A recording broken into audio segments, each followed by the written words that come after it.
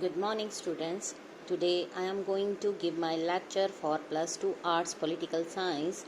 The name of the chapter is Recent Developments in Indian Politics. Now, let us start with the topic context of 1990s. You have read in the last chapter that Rajiv Gandhi became the Prime Minister of Indira Gandhi after the assassination of Indira Gandhi.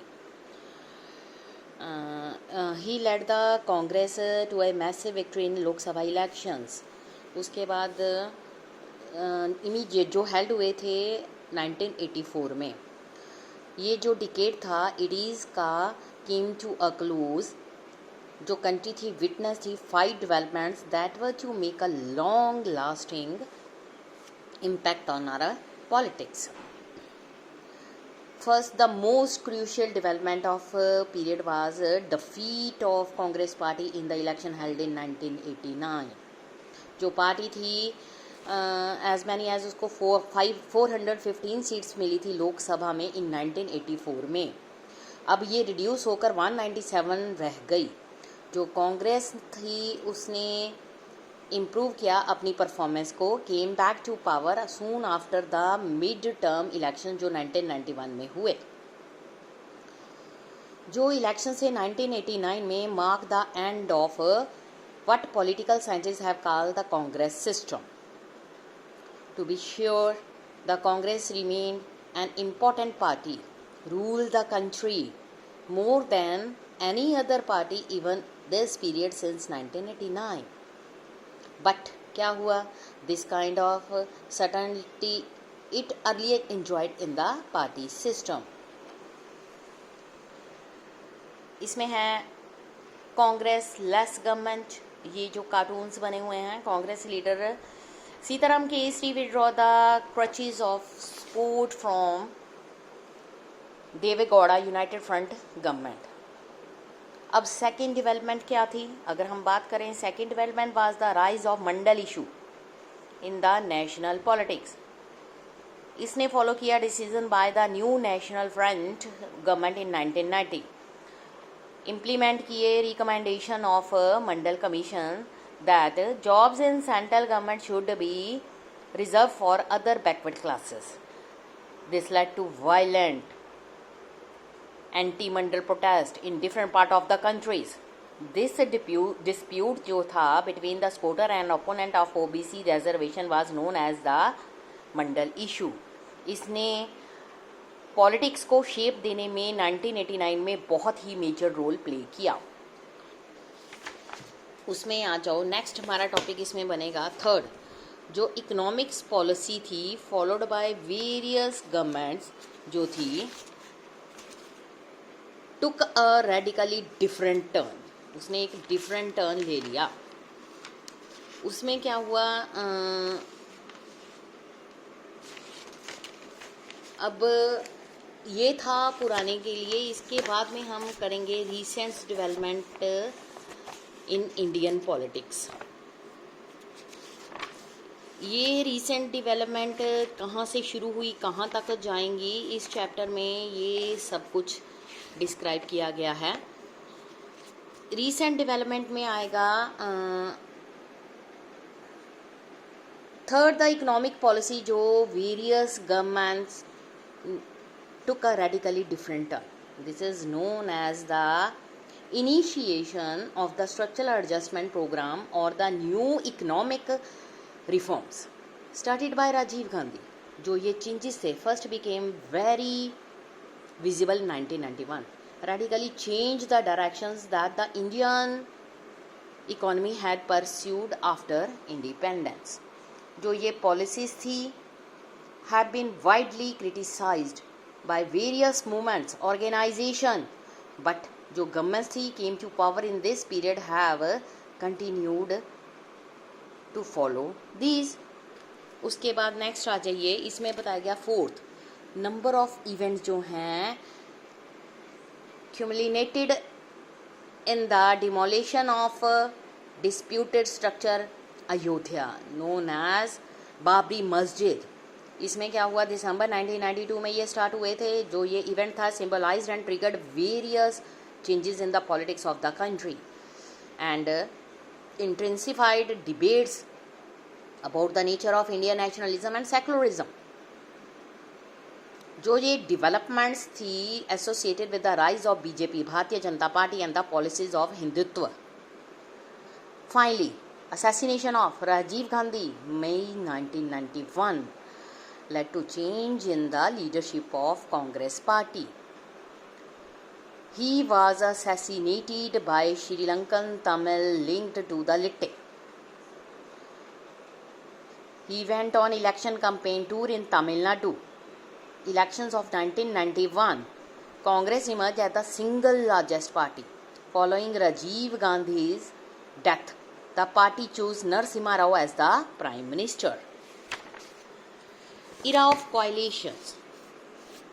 Election जो थी 1989 में, इसमें क्या हुआ, Congress party की defeat हुई but did not result in the majority of any other party. इसलिए कांग्रेस जो थी लार्जेस्ट पार्टी थी लोकसभा में, लेकिन इसको क्लियर मेजॉरिटी नहीं मिली थी. इसलिए इसने डिसाइड किया कि ये ऑपोजिशन में बैठेगी. नेशनल फ्रंट मतलब it was an alliance of Janata Dal and some other regional parties, coalition government जिसको बोलते हैं, received support from two dramatically opposite political groups, BJP left front. इसलिए इन बेसिस पर national front from coalition government. But जो BJP और left front थे did not join this government. Decline of Congress. The defeat of Congress party marked the end of Congress system. Do you remember discussion in chapter 5 about the restoration of the Congress party? Why back in the late 60s the dominance of the Congress party was challenged, but the Congress under the leadership of Indira Gandhi जो थी managed to re-establish इस अपनी predominant position in politics. 19s saw yet another challenge to predominant position of Congress. इसका मतलब ये नहीं है कि emergence of any other single party to fill in its place. अब उसके बाद next, इसलिए जो इरा बिगिन हुआ वो मल्टी पार्टी सिस्टम का इरा था. To be sure, a large number of political parties जो always contested election in our country. So India is known as multi-party system. जो parliament है always had represented from several political parties. What happened after 1989? उसमें क्या हुआ was the emergence of several parties in such a way that one or two parties did not get most of the votes or seats. This also means that no single जो party थी secured a clear majority in seats in any Lok Sabha election held since 1989. तब से लेके 1989 से लेके 2014 तक अभी भी किसी भी पार्टी को, सिंगल पार्टी को मेजॉरिटी नहीं मिल सकी. This development initiated an era of coalition governments at the center, जिसमें जो रीजनल पार्टीज हैं एक क्रूशियल रोल प्ले कर रही हैं फ्रेमिंग द रूलिंग अलायंस. अब नेक्स्ट हम करेंगे अलायंस पॉलिटिक्स क्या होता है. 90s में हम ये भी देखेंगे कि emergence of powerful parties and movements जो है represented Dalit, backward classes, other backward classes, OBCs. बहुत सारी जो पार्टीज हैं वो रिप्रेजेंट कर रही हैं powerful regional assertion as well. ये जो पार्टीज हैं एक इम्पोर्टेंट रोल प्ले कर रही हैं यूनाइटेड फर्म गवर्नमेंट को बनाने के लिए, जो 1996 में पावर में आई थी. जो यूनाइटेड नेशन फ्रंट है similar to nation front of 1989. इसमें आ जा रहा है जनता दल, बहुत सारी रीजनल पार्टीज. इस टाइम में जो भारतीय जनता पार्टी है उसको किसी भी गवर्नमेंट की सपोर्ट नहीं मिली. इसलिए जो united front government was supported by Congress. इससे ये शो होता है कि unstable the political equations were in 1989. Both the left BJP supported the national front government, क्योंकि वो चाहते हैं keep the Congress out of power. 1996 में जो लेफ्ट है continue to support the non Congress government. इस टाइम में जो कांग्रेस है उसने सपोर्ट किया both Congress left wanted to keep the BJP out of power, लेकिन वो ज़्यादा देर तक सक्सीड नहीं हुए एज बीजेपी जो है Bharatiya Janata party continued consolidated its position in the election of 1991 and 1996।